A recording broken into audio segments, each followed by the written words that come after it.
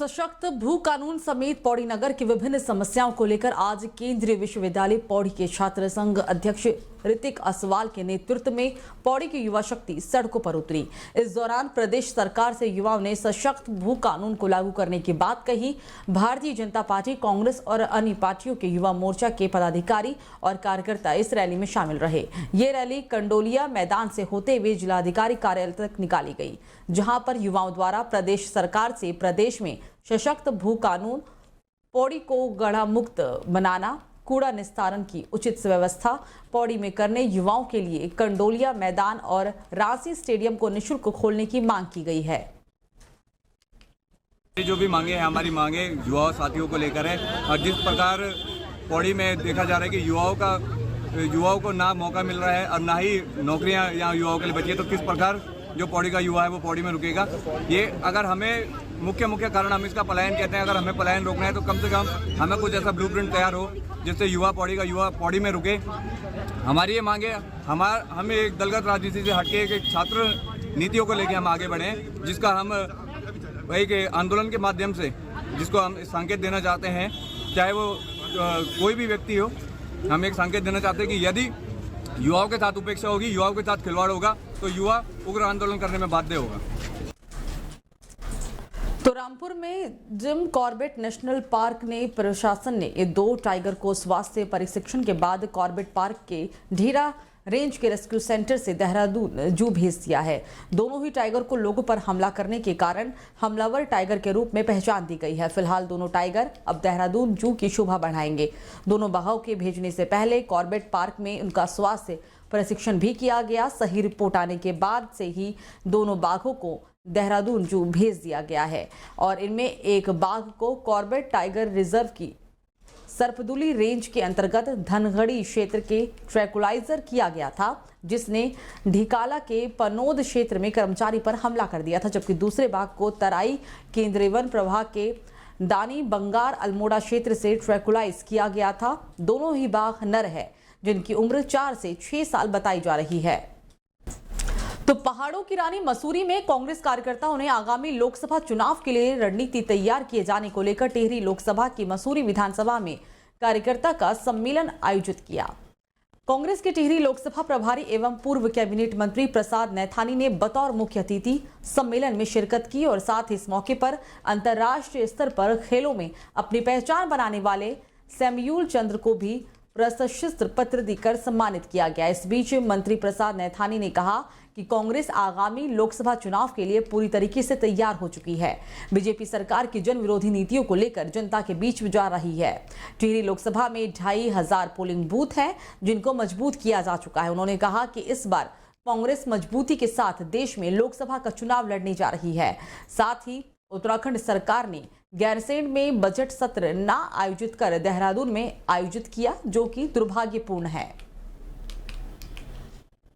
As a coordinator मैं आज यहाँ पर जो हमारे चुनाव की तैयारी में जो दूसरा दौर विधानसभाओं का चल रहा है, उसके तहत यहाँ पे आया हूँ। और अब तक हमने टिहरी जिला, उत्तरकाशी जिला और देहरादून जिला, इनमें जनपदवार मीटिंगें ले चुके हैं और अब विधानसभा वार हम बैठकें ले रहे हैं कि हमारी बूथ कमेटियाँ, हमारी पार्लियामेंट सीट पे जो टोटल जो बूथ हैं वो आपके 2500 के करीब हमारे मतदान केंद्र हैं और उन मतदान केंद्रों में हमारी पार्टी पूरी तौर से मजबूती के साथ चुनाव कंटेस्ट करने के लिए तैयार है। तो रुद्रपुर की नैनीताल रोड स्थित ओमेक्स कॉलोनी में दूसरी मंजिल पर सफाई कर रहा मजदूर अचानक नीचे गिर गया, जिसकी मौके पर ही मौत हो गई। घटना की सूचना मिलने पर पहुंची पुलिस ने शव को कब्जे में लेकर पोस्टमार्टम के लिए भेज दिया। मिली जानकारी के मुताबिक मृतक मूल रूप से चनेटी थाना सदर बरेली उत्तर प्रदेश का रहने वाला है। मृतक रुद्रपुर के रविंद्र नगर में अपने बेटे अमन के साथ किराए के मकान में रहकर मजदूरी किया करता था। फिलहाल पुलिस इस पूरे मामले की जांच में जुटी हुई है। 55 वर्षीय श्रमिक हैं, जिनके जो है निर्माणाधीन मकान था उसमें काम कर रहे थे। उस दौरान ये दुर्घटना में ये घायल हुए, तो इनको जिला अस्पताल ले जाया गया, जहाँ पे इनके उपचार के दौरान मृत्यु हो गई। तो इनके पंचायतनामा और पोस्टमार्टम की कार्रवाई की जा रही है। इनके पुत्र भी वहाँ पर एक श्रमिक के रूप में काम कर रहे थे। तो हम लोग परिजनों से भी संपर्क में हैं और इसमें पंचायतनामा पोस्टमार्टम की कार्रवाई की जा रही है और जो भी तथ्य सामने आते हैं उसके हिसाब से अग्रिम कार्रवाई इसमें की जाएगी। तो जमीन की खरीद फरोख्त के एग्रीमेंट और जमीन की अदला बदली के खेल में सिंचाई विभाग की जमीन बेचकर लाखों हड़पने वाले ज्वालापुर निवासी पति पत्नी और एक सलेमपुर निवासी समेत 3 के खिलाफ कोतवाली रानीपुर में मुकदमा दर्ज कराया गया है। पीड़ित महिला ने धोखाधड़ी कर जमीन बेचकर लाखों हड़पने का मामला दर्ज कराया है। अब पीड़ित की तहरीर पर रानीपुर कोतवाली पुलिस ने मामले की जांच पड़ताल शुरू कर दी है। मोहम्मद नसीम इन्होंने लाखों रुपए की धोखाधड़ी गिरी मेरे साथ। एक जवालापुर की सबीना है, फिरोज है और सलेमपुर का जहीर। एक ज़मीन जो दिखाई थी दूसरी अर्धी सरकारी ज़मीन, और जब इन्हें मैंने कहा मगा भाई इसमें इस तरह इन्होंने समझौता करा। समझौते के बाद फिर नहीं मानने हैं। उसके बाद मैं इनके पीछे पीछे फिरा, फिर मैं थाना कोतवाली गया, वहाँ से मुझे जो मदद मिली तो किस तरीके वो सिंचाई विभाग की ज़मीन दिखाई, उसका बैनामा कर दिया मुझे, और बाकी जो मेरी मार्केट जो इन्होंने हड़प ली लाखों रुपए की। तो अभी जो प्रशासन से मदद करिए, कोई दिक्कत नहीं है। प्रशासन मदद कर रहा, कोई दिक्कत नहीं है। लिखा गया इसमें। तो अभी क्या चाहते हैं? मैं तो कार्रवाई चाहता हूँ जी, दोषियों की सजा मिले। सिंचाई विभाग की इन्होंने दी, उस पर पहले से केस है, 2016-17 से केस चल रहा है। उस पर पकड़ने के लिए जाए तो सिंचाई विभाग वाले मना करें। एक धोखाधड़ी और कूट रचित दस्तावेज से रिलेटेड एक मुकदमा तो दर्ज हुआ है रानीपुर कोतवाली में। मुनीबा ने 3 लोगों के खिलाफ दर्ज करवाया, बाकी शेष तो जांच का विषय है।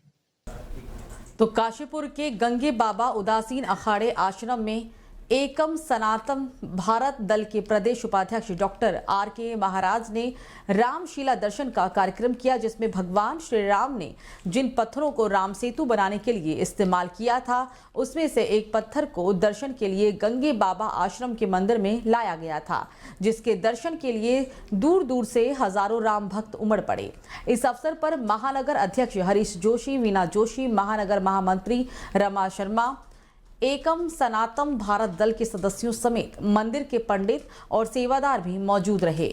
देखिए, जैसा कि हमारा कार्यक्रम में प्रस्तावित था कि 25 फरवरी दिन इतवार रविवार और 11 बजे से काशीपुर की जनता को या काशीपुर का सनातन समाज को रामशिला के दर्शन होंगे। तो अपने प्रस्तावित कार्यक्रम पर हमने अमल करते हुए प्रातः 11 बजे इस कार्यक्रम की शुरुआत की। पहले रामशिला को एक जुलूस के रूप में ले जाया गया और फिर शोभा यात्रा निकाली गई। फिर इस रामशिला को, पवित्र रामशिला को गंगे बाबा आश्रम में ये जो जार है जिसमें कि जल भरा हुआ है, इसमें सैकड़ों लोगों के सामने इसको प्रवाहित किया गया। और जब प्रवाहित किया गया तो जब स्वाभाविक था कि शिला डूबेगी नहीं, क्योंकि यह शिला जिस शिला से राम सेतु बनाया गया हो, और राम सेतु कैसे बना था? प्रभु श्री राम को आतताई रावण को मारने के लिए लंका जाना था। लंका जाने के बीच में लगभग 40 किलोमीटर समुद्र भी था। तो समुद्र पे पुल बनाने के लिए जिन पत्थरों का प्रयोग किया गया, उन पत्थरों से राम सेतु बनाया गया। वही पवित्र पत्थर, उनको हम रामशिला भी कहते हैं, वह काशीपुर की जनता के लिए एकम सनातन भारत दल के द्वारा यहाँ व्यवस्था की गई है।